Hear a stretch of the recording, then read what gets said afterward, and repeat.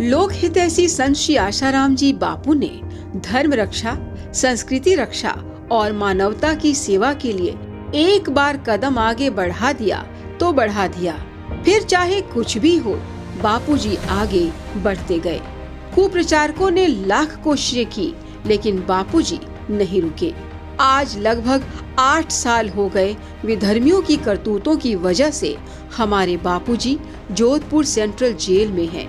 लेकिन बापूजी का लोक कल्याण का संकल्प जस का तस है।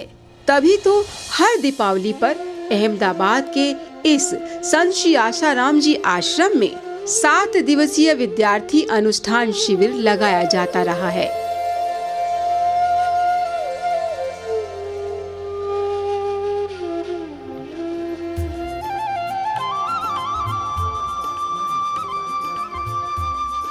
इस बार भी देश के कोने कोने से हजारों विद्यार्थियों ने यहाँ आकर जप, तप, ध्यान, चिंतन, मनन और योगासन का न केवल अभ्यास किया, बल्कि भारतीय संस्कृति को बड़े ही रोचक तरीके से जाना, समझा और आत्मसात भी किया।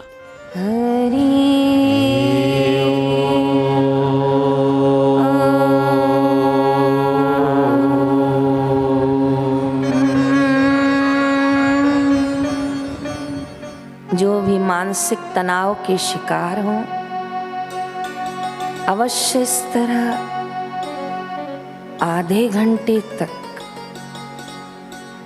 इस पवित्र ध्वनि का उच्चारण करें।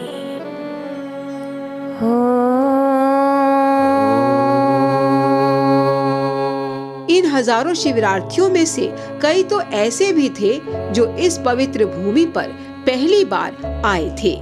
मैं यहाँ पहली बार आई हूँ और बहुत अच्छा लगा। मुझे यहाँ पे आके बहुत अच्छा लगा। यहाँ पे हम ब्रह्म मुहूर्त में उठ के योगा प्राणायाम करते हैं, ध्यान करते हैं और हमें दुर्गुण से कैसे बचना चाहिए वो भी सिखाए जाते हैं। और हमें यहाँ पे त्रिकाल संध्या भी कराई जाती है और माला भी कराई जाती है। सुबह 5 बजे नहा धो के मंडप में आ जाते हैं और इधर ध्यान, भजन, सत्संग, बड़ा आनंद आता है बापू के दरबार में। विधर्मियों ने एड़ी चोटी का जोर लगा डाला था आश्रम को बदनाम करने के लिए, लेकिन इन नन्हे फरिश्तों ने एक ही बार में समझा दिया कि आश्रम क्या है और हमारे बापूजी कौन हैं।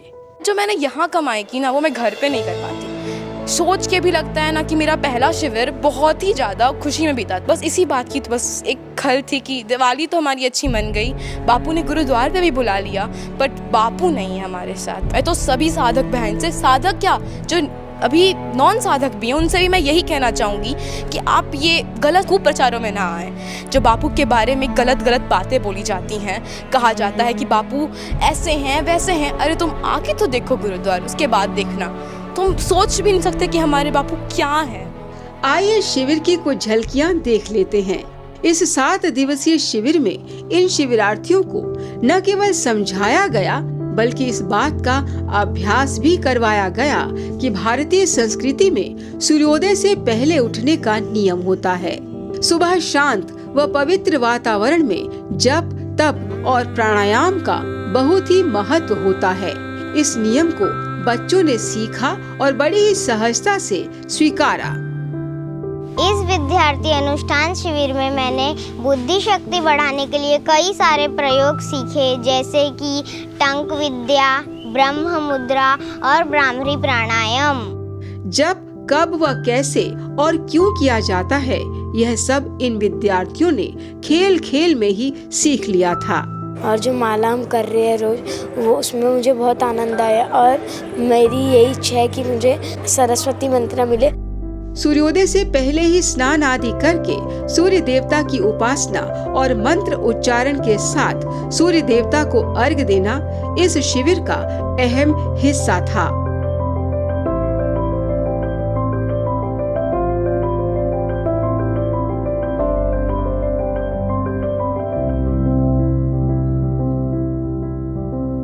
कार्तिक मास में तुलसी पूजन से विशेष लाभ होता है।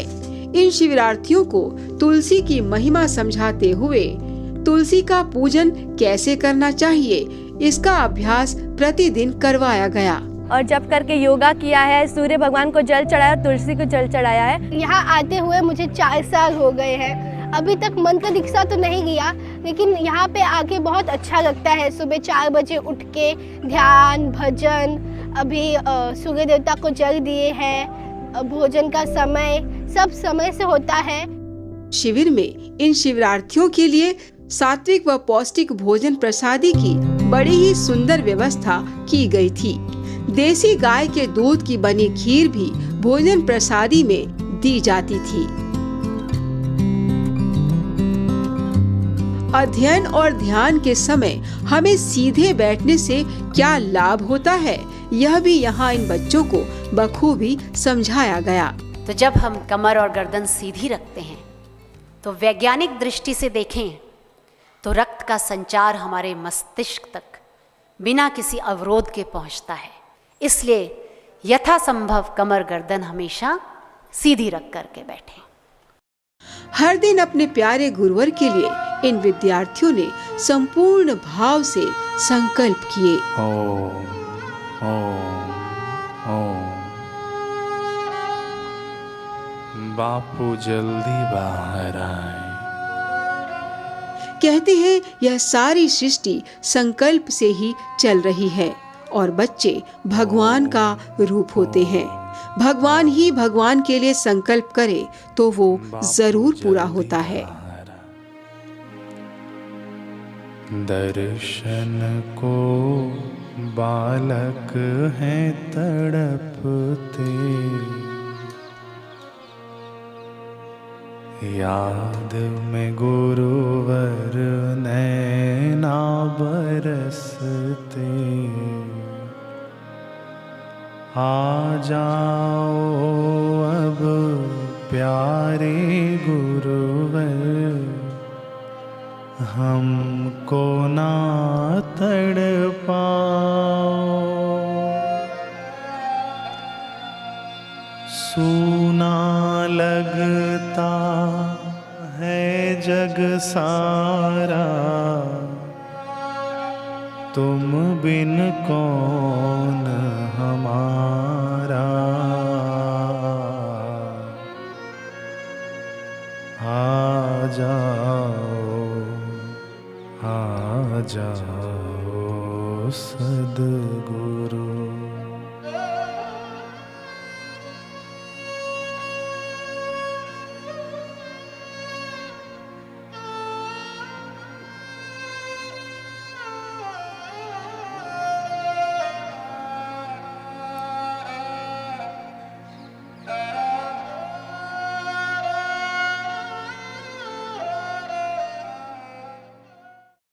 विद्यार्थियों का तन तंदुरुस्त और मन प्रसन्न रहे, इसके लिए योगासन का अभ्यास भी यहाँ करवाया गया।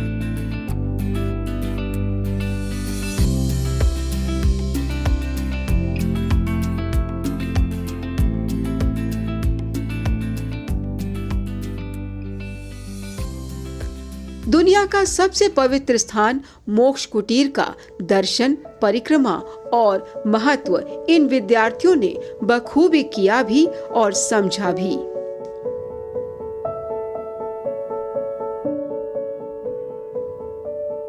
और ये वट वृक्ष मनोकामना वृक्ष कहलाता है। शिविरार्थियों ने यहाँ हर दिन इसकी परिक्रमा का खूब लाभ लिया।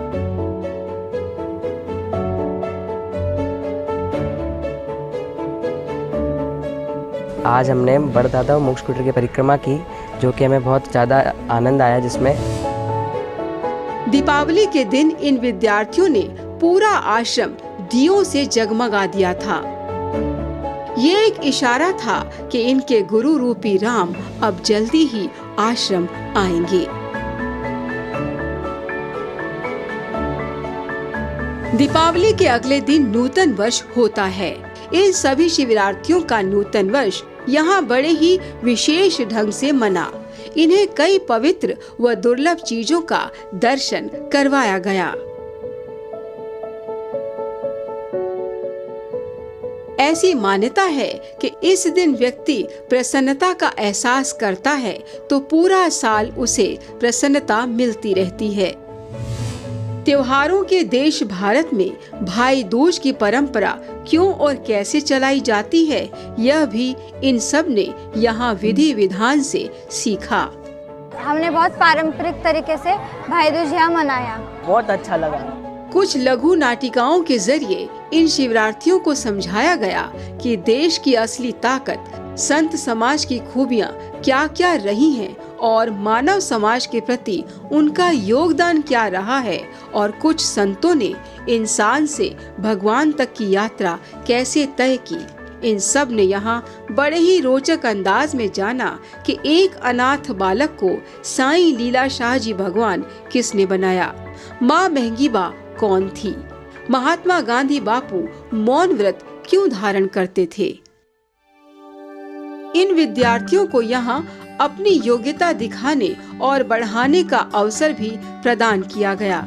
कई बाल वक्ताओं ने यहाँ वक्तृत्व स्पर्धा यानी स्पीच कंपटीशन में भाग लिया।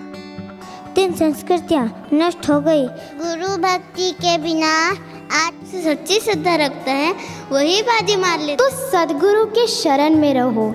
गुरु साक्षात परब्रह्म है। गुरु के सिद्धांत ही उसके प्राण होते हैं। ऐसे सदगुरु का महत्व ईश्वर से भी अधिक है। हमें अपने आप को भाग्यशाली समझना चाहिए। जिन गोविंद दियो मिलाए, पर निंदा सम अगन अगरीसा। तो संत महापुरुष तो दर्शन मात्र से ही हमें कृतार्थ कर देते हैं। गुरु ही देव हैं, गुरु ही धर्म है। वो सदगुरु होते हैं। तुलसी संगत साध की। इन बाल वक्ताओं की योग्यता देख कोई भी दांतों तले उंगली दबा लेगा। ये नन्ही सी बच्ची बाल संस्कार केंद्र में आई थी। मैं बाल संस्कार चला रही हूँ। जब भी मैंने बाल संस्कार की शुरुआत की थी तब भी मेरे केंद्र में केवल 4 बच्चे आते थे। अब भी मेरे केंद्र में बापूजी की कृपा से 15-17 बच्चे आते हैं। और आज ये नन्ही सी बच्ची बाल संस्कार केंद्र खुद चलाती है और संस्कार सिंचन का काम भी करती है। कुछ विद्यार्थियों ने भजन स्पर्धा में भी भाग लिया और अपनी मधुर आवाज से सारा समा बांध लिया। मेरे सूखे नयन रोते हैं, आ जाओ प्रभु आ जाओ, कृपा बिनु मुक्ति नाही। सद्गुरु परमात्मा तेरा दीदार काफी है। सतगुरु में तेरी पदम। ओ कान्हा अब तो मुरली की। जन्म जन्म का साथ है गुरुदेव तुम्हारा। गुरुदेव आ जाते मेरे सामने। बापूजी मेरी लाज रखना। रस्ता प्यासा जन मुझो ठरे पयो मन, साईं पान प्या अचन। कि सखियो जोत पुरना करिया चमकदार बा। मेरे मन में जोत जगा दो, जोत जगा दो। गुरु ही ब्रह्मा गुरु ही विष्णु गुरु ही शिव ओंकारा है। आ जाते हैं बापू कोई बुला के देख ले। इनकी प्रतिभाओं का सम्मान भी आश्रम के वक्ताओं ने बखूबी किया।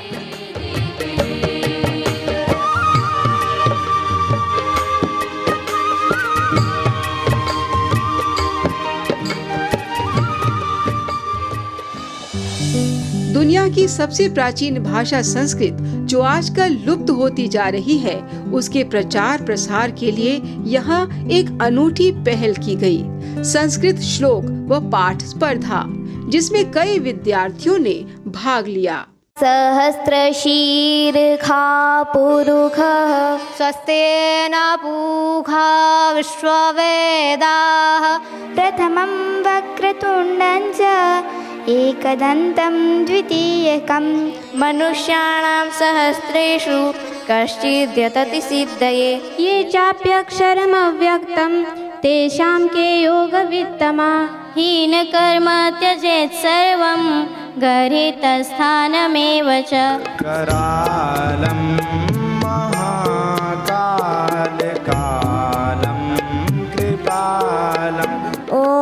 शांताकारं भुजगशयनं पद्मनाभं सुरेशं भर्गो देवस्य धीमहि धियो यो न प्रचोदयात्। मय्यासक्तमना पार्थ योगं युञ्जन्मदाश्रय।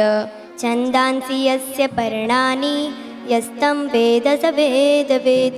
जन्म कर्म च दिव्यम् एवं रोगेति तक्वता। निमितानि च पश्यामि विपरीतानि केशव। यज्ञात्वा नेह भूयोऽन्यच् ज्ञातव्यमवशिष्यते।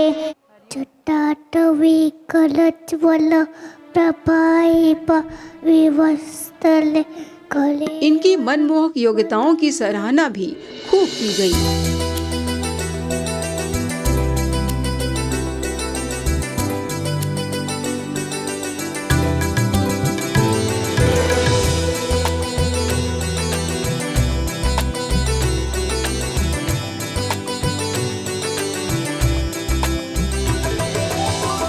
कुछ विद्यार्थियों के जन्म दिवस भी यहाँ मनाए गए और उन्हें समझाया गया कि जन्म दिवस मनाने का सही तरीका क्या है।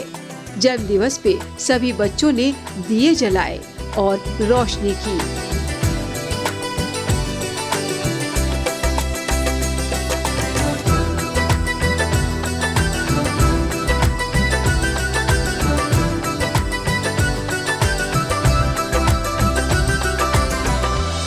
शिवरार्थियों ने यहाँ हंसते खेलते सारी कुंजियां बटोर ली जो जीवन के हर कदम पर सफलता प्रदान करने में सहायक है।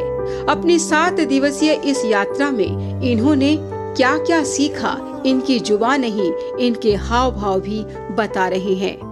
जब तब सत्संग, कहानियाँ, नाटिका सब बताई जाती है जिससे हमें बहुत अच्छी शिक्षा मिलती है।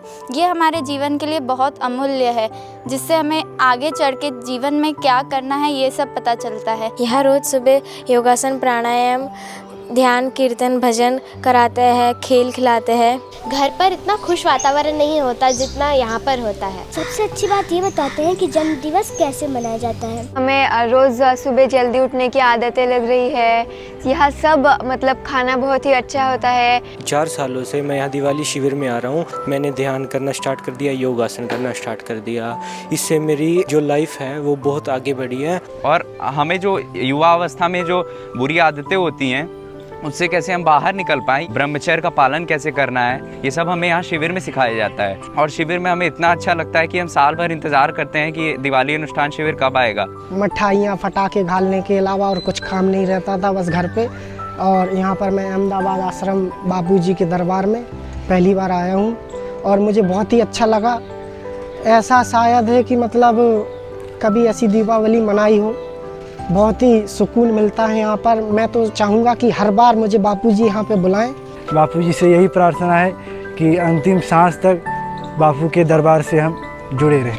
अगली बार जो शिविर होगी वो गुरुदेव के सानिध्य में हो, ऐसी हम सब बच्चे की प्रार्थना है गुरुदेव से। इन बच्चों का यह अनुभव उन सब कुप्रचारकों के मुंह पर एक तमाचा है जो बापूजी को समाज से दूर रखने की कोशिशों में अपना सब कुछ झोंक चुके हैं। शायद उन्हें समझ में आ गया होगा कि संत श्री आशाराम जी बापू आज जेल में ही नहीं हैं। बापूजी का संकल्प वो मोमबत्ती नहीं है जिससे जब चाहे रोशनी ली और फूंक मार के बुझा दिया। बापूजी का संकल्प अगरबत्ती की भांति चारों तरफ अपनी महक बिखेर चुका है। जी हाँ, बापूजी आज सर्वत्र है।